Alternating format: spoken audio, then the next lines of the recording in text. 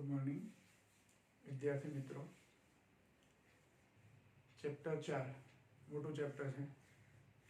तमने एवं लगशे कि केटलुं बधुं छे, केटला बधा लेक्चर थया आपणा, लगभग 25-26 लेक्चर थया, बराबर। एटला पीरियड आपणे शीख्या, पण हवे વધારાનું સ્વાધ્યાય છે એમાં પણ જેટલા જરૂરી દાખલાઓ આપણા છે, આપણે કીધું કે જરૂર છે એટલા અગત્યના છે એવા દાખલા આપણે ગણીશું। તો એવા બે એક દાખલા આપણા બાકી છે, હવે બહુ વધારે નથી, બરાબર। તો વધારાનો સ્વાધ્યાય છે એમાં દાખલા નંબર 4.31। જો આ પ્રશ્ન શું આપે છે બરાબર ધ્યાનથી આપણે જોઈ લઈએ। વિગતો આપણે લખી જઈએ।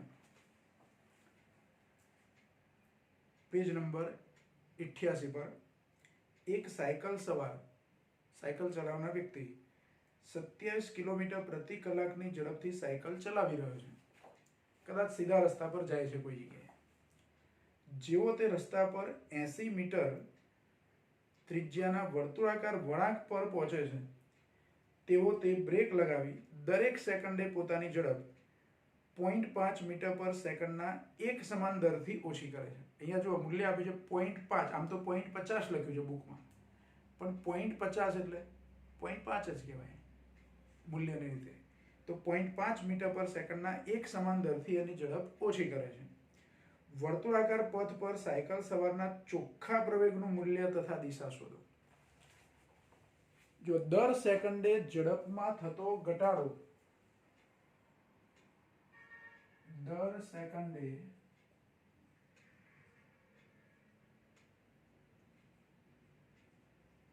साइकल सवारनी झड़पमां थतो घटाडो। झड़पमां घटाडो केम करे छे पहेला पछी लखीए घटाडो केटलो। जो धारो के साइकल सवार आवा कोई सीधा रस्ता पर जतो हतो, आटले पहोंच्यो એટલે એને ખબર પડી કે હવે ટર્ન લેવાનું છે, વળવાનું છે એને વર્તુળાકાર રસ્તા પર। એટલે અહીંથી એ પોતાની ઝડપમાં ઘટાડો કરવાનો શરૂ કરે છે। દર સેકન્ડે કેટલો ઘટાડો કરે છે? તો એ ઘટાડો જે છે એ 0.5 મીટર પર સેકન્ડનો ઘટાડો કરે છે। દર સેકન્ડે થતો ઘટાડો એટલે एक्चुअली પ્રવેગ, એટલે કે વેગમાં ઘટાડો થાય એટલે પ્રવેગ એવું કહીએ છીએ આપણે। વેગમાં ફેરફાર એટલે પ્રવેગ, અહીંયા ઘટાડો થાય છે।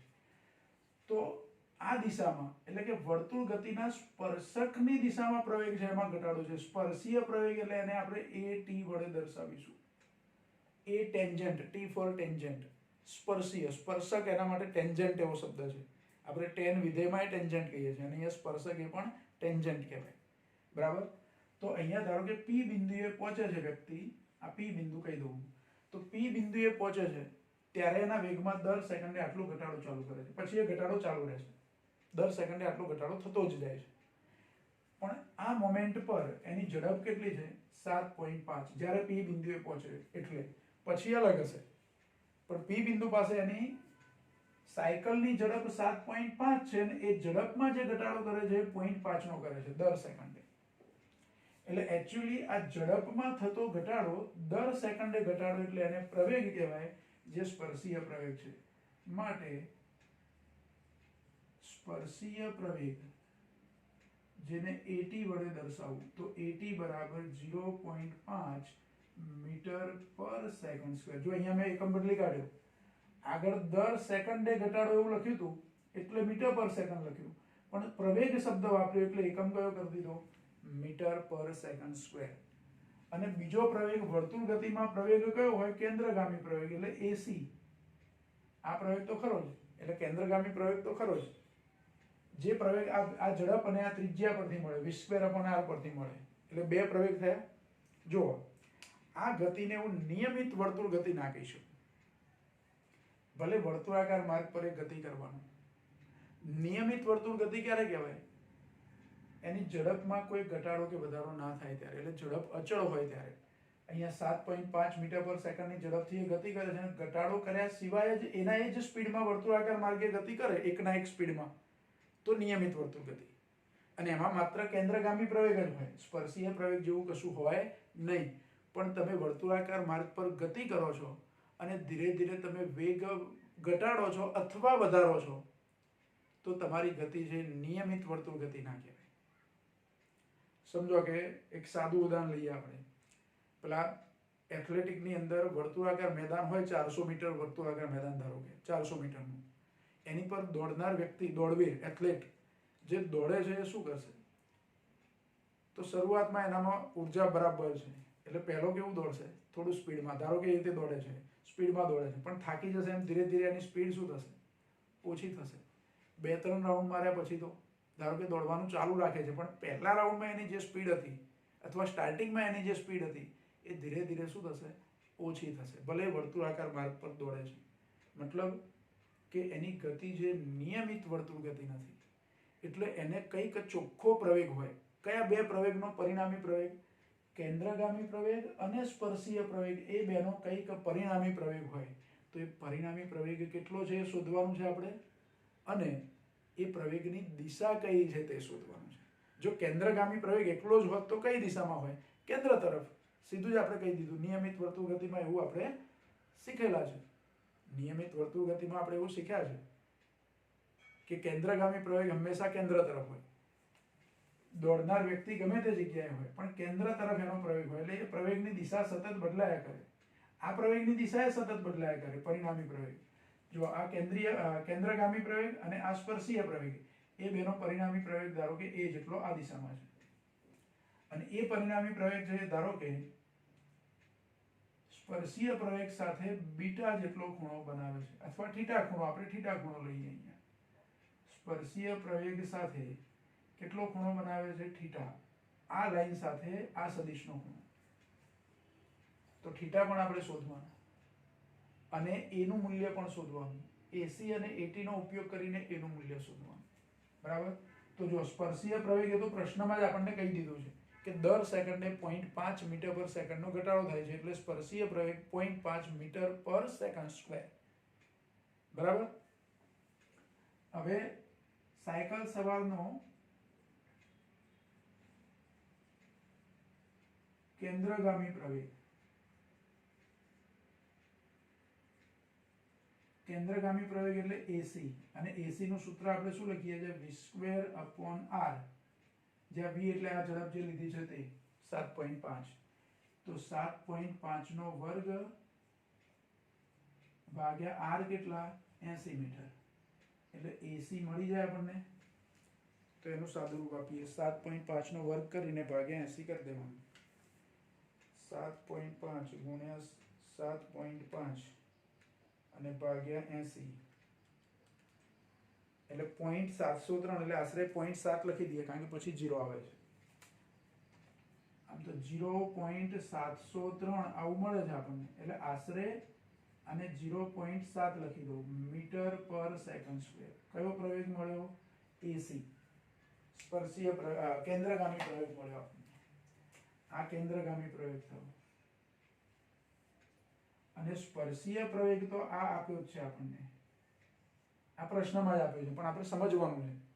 દર સેકન્ડે ઝડપમાં ઘટાડો એટલે પ્રવેગ, પણ એ સ્પર્શીય પ્રવેગ છે. એટલે આ સ્પર્શીય પ્રવેગ અને આ કેન્દ્રગામી પ્રવેગ.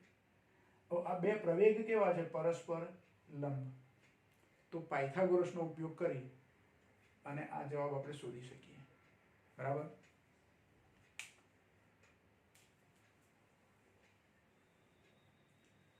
એટલે આકૃતિ પરથી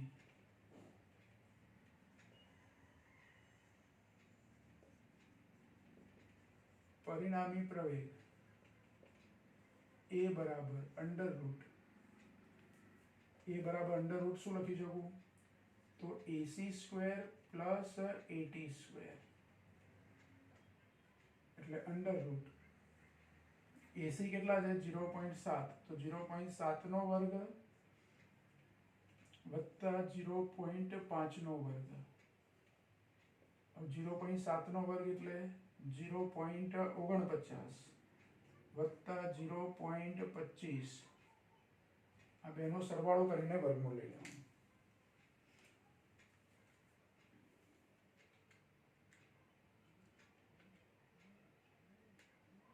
એટલે 0.74 મળે છે આપણને, અને એનું વર્ગમૂળ એટલે 0.86.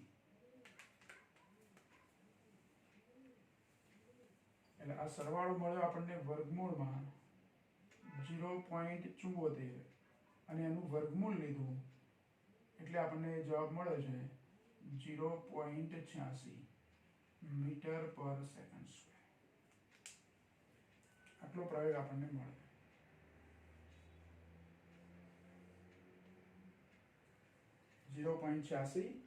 મીટર પર સેકન્ડ સ્ક્વેર આટલો પ્રવેગ આપણને મળે છે. હવે જુઓ, આ તો પરિણામી પ્રવેગ મળ્યો, પણ એની દિશા કેટલી હશે? એની દિશા એટલે કે ખૂણો કેટલો હશે, થીટા કેટલા હશે, એ આપણે શોધવાના છે. બરાબર? હું આને 1 નંબર આપું છું, એટલે આને 2 નંબર આપીએ. પરિણામી પ્રવેગની દિશા હવે શોધવી છે.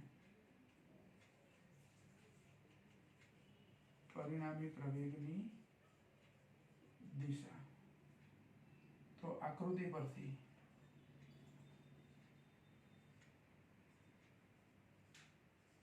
tan થીટા બરાબર પરિણામી પ્રવેગ છે એ સ્પર્શીય પ્રવેગ સાથે થીટા ખૂણો બનાવે છે. ધ્યાન રાખો, મેં અહીંયા થીટા નથી લીધા.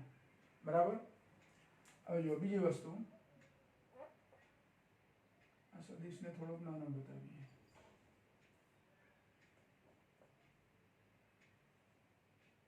અહીંયા એક કાટકોણ ત્રિકોણ હું દોરી શકું.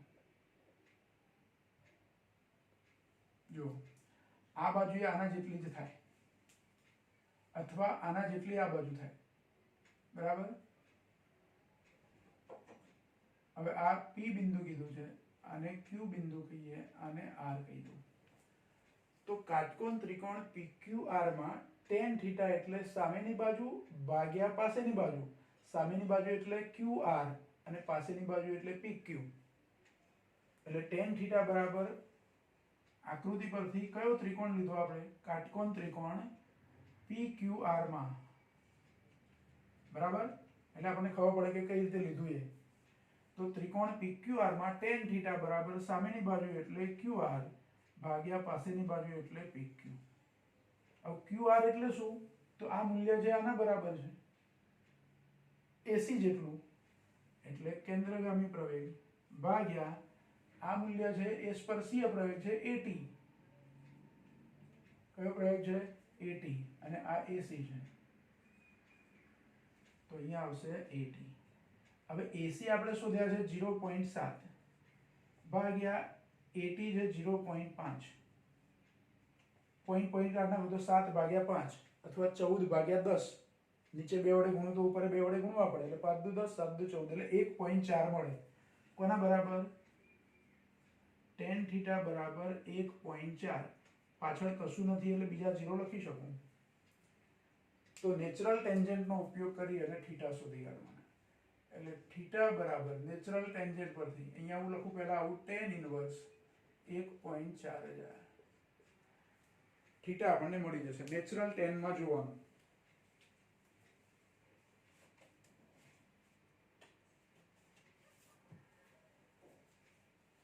તો જો નેચરલ ટેન્જેન્ટ માં તમારી જોડે લોગ ટેબલ હોય તો લોગ ટેબલ કાઢો. 1.4 એટલે નેચરલ ટેન્જેન્ટ ના બીજા પેજ પર, 2 પેજમાં હોય એમાં બીજા પેજ પર 1.3968 મળે છે આપણને, અને એમાં 32 ઉમેરવાના. 32 તો નથી પણ 34 છે એટલે ચાલે. 54 ડિગ્રી 28 મિનિટ આવું મળે છે. થીટા કેટલો મળે છે? 54 ડિગ્રી 28 મિનિટ.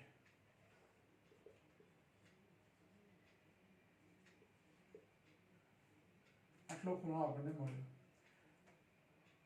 કોની સાથે આ ખૂણો? સ્પર્શીય પ્રવેગ સાથે. એટલે અહીં થીટા એ સ્પર્શીય પ્રવેગ સાથે પરિણામી પ્રવેગની દિશા છે. જો કેન્દ્રગામી પ્રવેગ સાથે મારે ખૂણો શોધવો હોય તો, આ બાજુ ખૂણો શોધવો હોય તો આ શોધી કાઢ્યો છે એટલે 90 માંથી બાદ કરો એટલે આ ખૂણો મળી જાય. 54 ડિગ્રી 28 મિનિટ ને 90 માંથી શું કરવાના? બાદ. પણ એવી જરૂર નથી, પણ આટલી સ્પષ્ટતા કરવી પડે કે તમે અહીંયા જે થીટા ધાર્યા છે એ કોની સાથે ધાર્યા છે? તો સ્પર્શીય પ્રવેગ સાથે થીટા જેટલો ખૂણો બને છે એવું આપણે ધાર્યું છે. ધારો કે હું પહેલેથી જ θ આ બાજુ લીધા હોત તો કયા પ્રવેગ સાથે ખૂણો હોત? કેન્દ્રગામી. તો મારે અહીંયા tan θ બરાબર શું લખવું પડે? તો આ ઉલટાઈ જાય. ઉલટાઈ જાય એટલે 0.5 ભાગ્યા 0.7 થાય. એનો જે જવાબ આવે એ પ્રમાણે ખૂણો મારે લેવો પડે, જે 45 કરતા નાનો ખૂણો આવશે. હવે અહીંયા પછી લખવું પડે કે θ એ કેન્દ્રગામી પ્રવેગ સાથે પરિણામી પ્રવેગની દિશા છે અથવા એનો ખૂણો છે. પણ આપણે સ્પર્શીય પ્રવેગ સાથે ધાર્યું છે, એટલે સ્પર્શીય પ્રવેગ સાથેનો ખૂણો લખ્યો અને એ ખૂણો શોધ્યો. જો કેન્દ્રગામી પ્રવેગ સાથે શોધ્યો તો 90 માંથી આ જે બાદ કરો એના જેટલું થાય. બરાબર? લગભગ 36 ડિગ્રીની આજુબાજુ થાય, 35 ડિગ્રી સમથિંગ જેવું થાય. 35 ડિગ્રી 32 મિનિટ એવો જવાબ આવે તમારો, જો આ બાજુ θ લીધા હોત તો. બરાબર? એટલે જો આ એક અગત્યનો પ્રશ્ન, પૂછી શકાય એવો પ્રશ્ન, અને 4 માર્કમાં પૂછવું હોય તો પણ પૂછી શકાય એવો પ્રશ્ન. સાયકલ સવાર પહેલા શરૂઆતમાં આવી સીધી લીટીમાં ગતિ કરતો કરતો જાય છે અને P બિંદુએ પહોંચે એટલે એને ખબર પડે છે કે મારે ટર્ન લેવાનો છે. P બિંદુ પાસે એક્ઝેક્ટ એનો વેગ આટલો છે, પણ પછી એ ધીરે ધીરે દર સેકન્ડે વેગમાં શું કરે છે? ઘટાડો કરે છે. તો અહીંથી એનો સ્પર્શીય પ્રવેગ પણ ચાલુ થઈ જાય. જો અચળ ઝડપથી જતો હોત તો સ્પર્શીય પ્રવેગ 0 હોત, પણ એ બ્રેક મારવાનું શરૂ કરે છે એવું કીધું છે પ્રશ્ન. એટલે એના બે પ્રવેગ થયા, સ્પર્શીય પ્રવેગ અને કેન્દ્રગામી પ્રવેગ. એનો પરિણામી પ્રવેગ આ બાજુ છે, એનો પરિણામી પ્રવેગ આ બાજુ મળે છે. તો એ પ્રવેગનું મૂલ્ય આપણે શોધવાનું છે પાયથાગોરસનો ઉપયોગ કરી, અને એ પ્રવેગની દિશા શોધવાની છે tan θ નો ઉપયોગ કરી કાટકોણ ત્રિકોણમાં. બરાબર? એટલે એક દાખલો પહેલા તમે લખી લેશો, પછી આપણે બીજો એક દાખલો ગણીએ.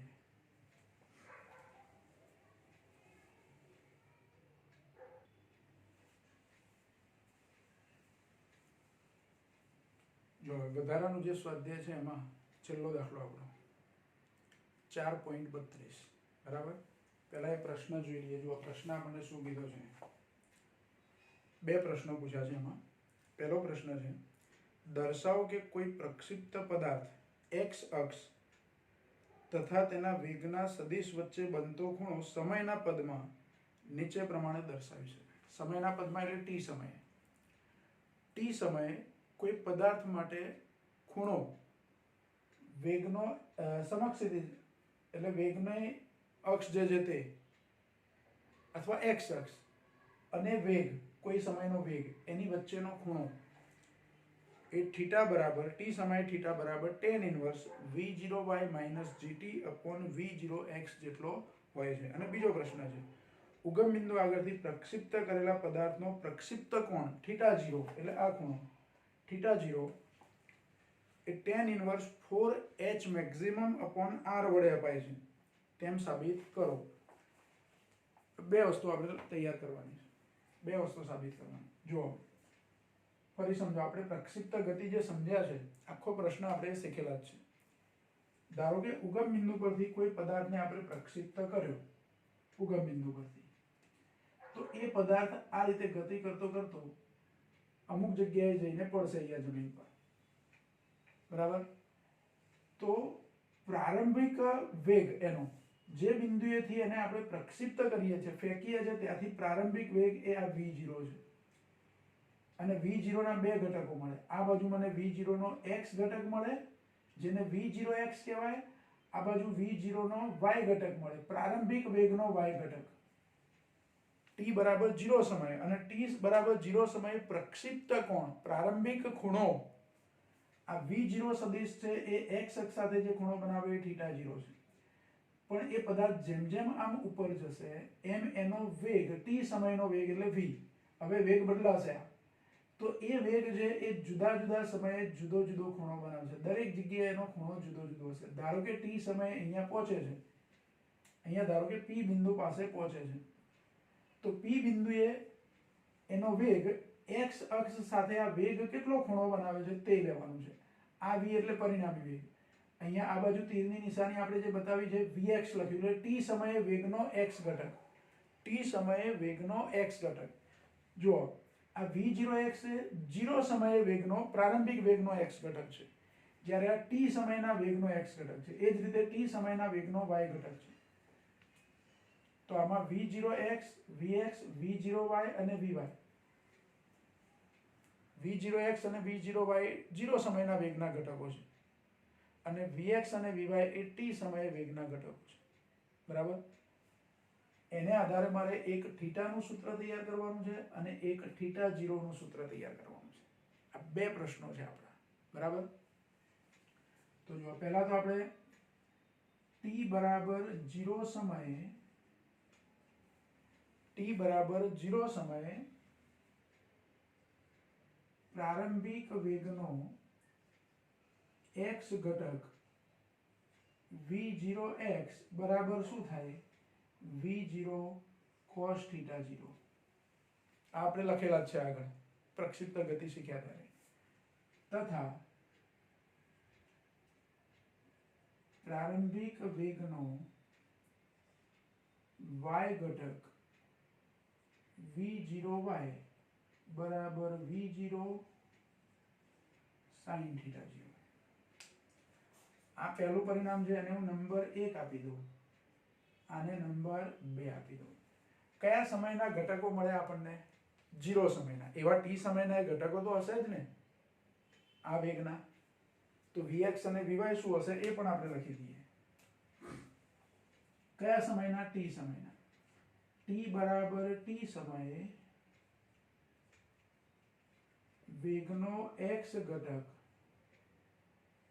vx બરાબર v0 cos θ 0. અને જુઓ વેગનો x ઘટક છે v0 cos θ 0 ને બદલે હું cos θ લખું કારણ કે અહીંયા મેં ખૂણો θ ધાર્યો છે, અને v0 લખવાને બદલે v લખું કેમ કે અહીંયા વેગ આપણે v ધાર્યો છે. જો આપણે જે શરૂઆતમાં લખ્યા હતા એ v0 પરથી લખ્યા હતા, v0 cos θ 0 અને v0 sin θ 0, પણ અહીંયા આપણે જુદી રીતે લખીએ છીએ. આ v0x બરાબર v0 cos θ 0 લખ્યા બરાબર, v0y બરાબર v0 sin θ 0 લખ્યા બરાબર, પણ અહીંયા આપણે વેગ શું ધાર્યો? v. તો vx બરાબર શું થાય? આ vx બરાબર શું થાય? તો v cos θ થાય. અને vy બરાબર શું થાય? v sin θ. પણ આ અચળ નથી, આ અચળ છે જે v0 cos θ જેટલો જ છે. આને હું આવું પણ કહી શકું v0 cos θ 0. v cos θ કરા પણ એ v0 cos θ 0 જેટલા છે. અને y ઘટક vy બરાબર તો v0y minus gt. v0y minus gt. કેમ કે y ઘટક છે એ તો સમય સાથે બદલાય છે, પણ v0y એટલે શું? તો v0 sin θ 0. એટલે vy શું થશે? તો v0 sin θ 0 માઇનસ gt. આ vy થયા. આને હું પરિણામ નંબર અહીં જે મળે છે એને 3 આપું છું, એટલે આને નંબર આપી દઉં કયો? 4. હવે આકૃતિ પરથી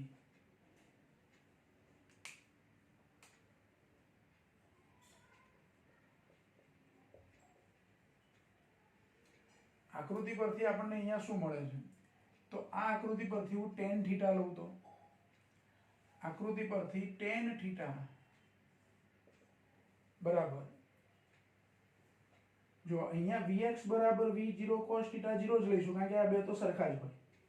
આપણે એવું કીધેલું છે કે 0 સમયે વેગનો x ઘટક અને t સમયે વેગનો x ઘટક નિયમિત સમક્ષિતિજ વેગ અને નિયમિત ઉર્ધ્વ પ્રવેગ. એટલે vx બરાબર હું શું લખીશ? v0 cos θ 0 જેવું જ આપણે અહીંયા લઈએ એટલે સૂત્ર એ રીતે લખીએ એટલે કન્ફ્યુઝન ના થાય.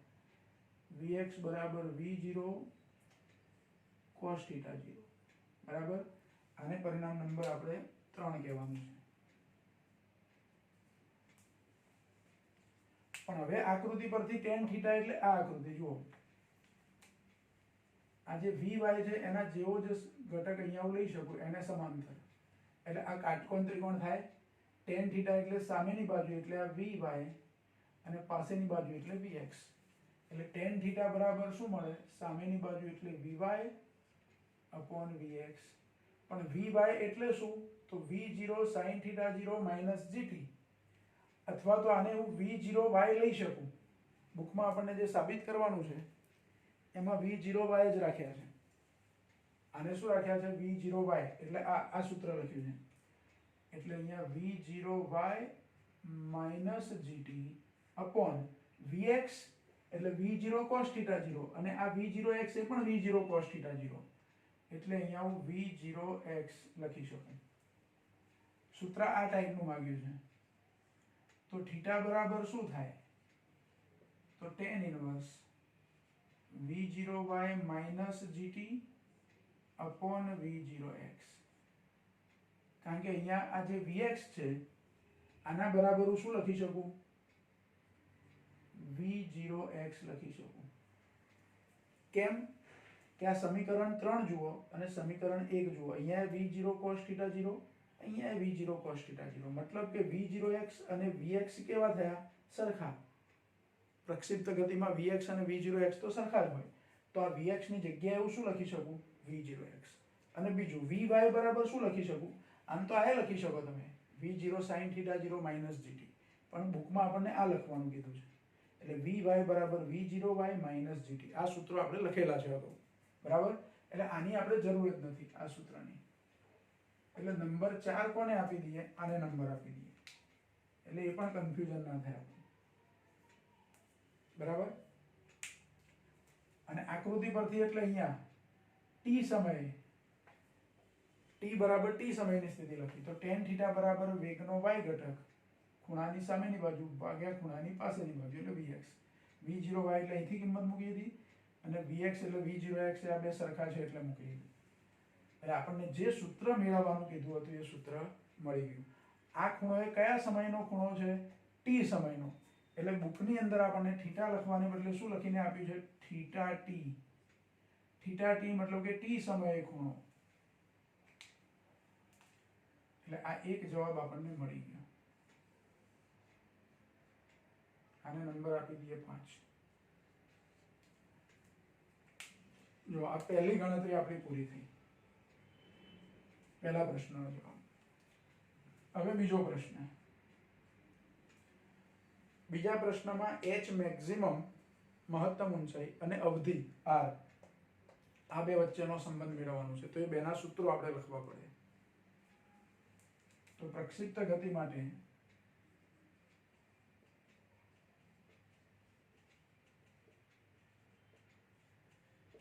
પ્રક્ષિપ્ત પદાર્થે પ્રાપ્ત કરેલી મહત્તમ ઊંચાઈ.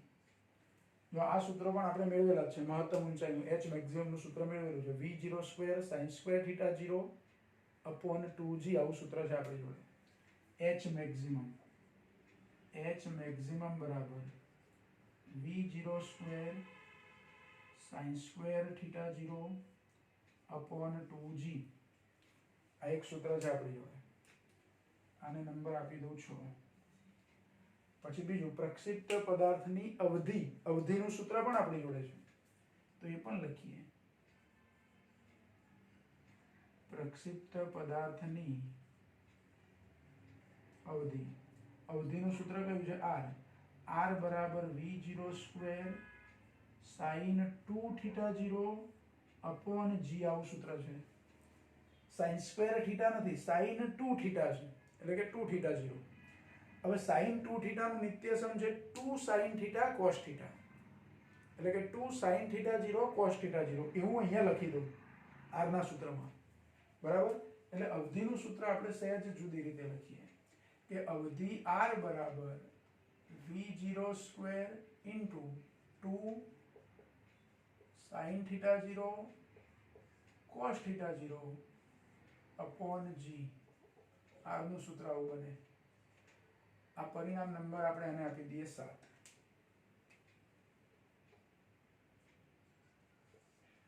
સમીકરણ 6 એ મહત્તમ ઊંચાઈનું સૂત્ર છે અને આ અવધિનું સૂત્ર છે. 6 ને 7 વડે ભાગી દઈએ એટલે અહીંયા લખીએ આપણે કે સમીકરણ 6 ને સમીકરણ 7 વડે ભાગતા. સમીકરણ 6 ને 7 વડે ભાગતા એટલે કે સમીકરણ 7 વડે ભાગતા.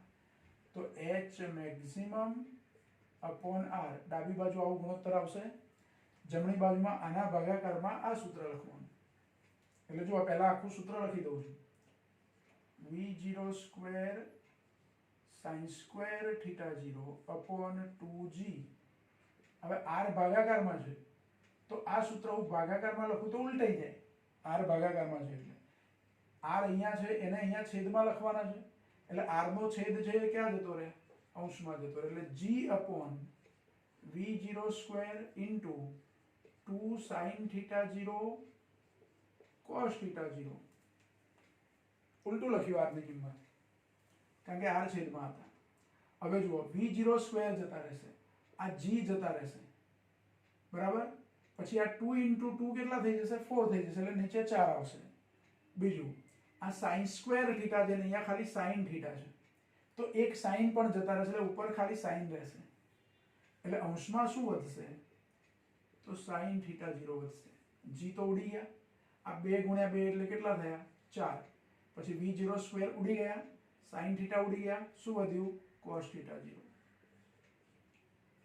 એટલે h મેક્સિમમ અપોન r બરાબર sin અપોન cos એટલે tan થાય, sin theta upon cos theta એટલે tan થીટા, એટલે tan થીટા 0 થયા, tan થીટા 0 અપોન 4. તો મારે tan થીટા 0 ને કરતા બનાવવા તો 4 આ બાજુ લઈ જવા પડે, એટલે h મેક્સિમમ ના ગુણાકારમાં 4 જતા રહે, એટલે 4h મેક્સિમમ અપોન r બરાબર tan થીટા 0. એટલે હું આવી રીતે લખી શકું, tan થીટા 0 બરાબર 4h મેક્સિમમ અપોન r. માટે થીટા 0 બરાબર શું થાય? પ્રક્ષિપ્ત કોણ થયો? tan inverse 4h maximum upon r. આવું થયું. આ સૂત્ર આપણે તારવવાનું હતું થીટા 0. એટલે પ્રક્ષિપ્ત કોણનું સૂત્ર મળ્યું આપણને. શાનું સૂત્ર મળ્યું? પ્રક્ષિપ્ત કોણ. જો અહીંયા થીટા મળ્યા ને એ t સમયે જે બદલાતો છે, આ થીટા t એવું લખ્યું ને આપણે, એટલે આ થીટા એ સમયનું વિધેય છે. આ થીટા 0 અહીંયા પ્રક્ષિપ્ત કોણ જે છે તે છે, પણ પદાર્થ જેવો હવે ગતિ શરૂ કરશે એમાં દરેક સમયનો થીટા, આ થીટા શું થશે? બદલાતો જશે. આ થીટા 0 તો 0 સમયનો ખૂણો છે, પ્રક્ષિપ્ત કોણ.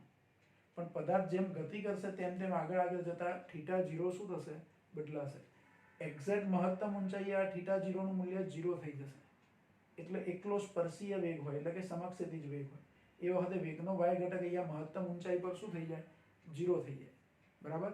અને પછી પાછું જેમ જેમ નીચે આવે એમ થીટાનું મૂલ્ય પાછું વધતું જાય.